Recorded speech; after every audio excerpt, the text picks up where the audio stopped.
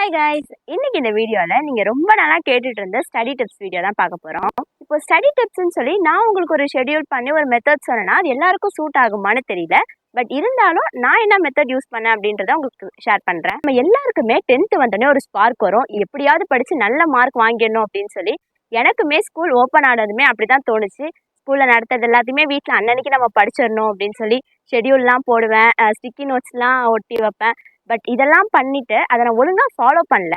உண்மையை சொல்லணும்னா நான் ஹாஃப் இயர்லி வரைக்குமே என்னுடைய ஃபுல் எஃபர்ட் போடவே இல்லை. பப்ளிக் வரட்டும் பார்த்துக்கலாம்னு சொல்லி நாளை போயிட்டே இருந்தது.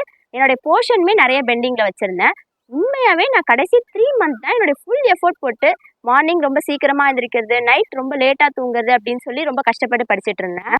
நம்ம எல்லாருமே காமனாக பண்ணக்கூடிய ஒரு மிஸ்டேக் என்னன்னா, இன்னும் ஒர்க்கையும் நாளைக்கு பண்ணிக்கலாம்னு சொல்லி நெக்ஸ்ட் டேக்கு ஒத்தி போடுறது தான். இதை நம்ம அவாய்ட் பண்ணாலே பப்ளிக் அப்போ டென்ஷன் இல்லாமலேயும் இருக்கலாம், நம்ம போர்ஷனையும் கவர் பண்ண மாதிரி இருக்கும். நான் ஃபைனலாக என்ன சொல்ல வரேன் அப்படின்னு பார்த்தீங்கன்னா, உங்கள் ஸ்கூலில் வைக்கக்கூடிய யூனிட் டெஸ்ட்டு, கிளாஸ் டெஸ்ட்டு இது எதையுமே சாதாரணமாக நினைக்காம உங்கள் பப்ளிக் மாதிரி நினச்சி நீங்கள் படிச்சிங்கன்னா உங்களுக்கு கண்டிப்பாக யூஸ்ஃபுல்லாக இருக்கும். புக் பேக்கில் இருக்கிற எல்லா கொஷினுமே ஸ்கிப் பண்ணாமல் தரவு பண்ணிக்கோங்க.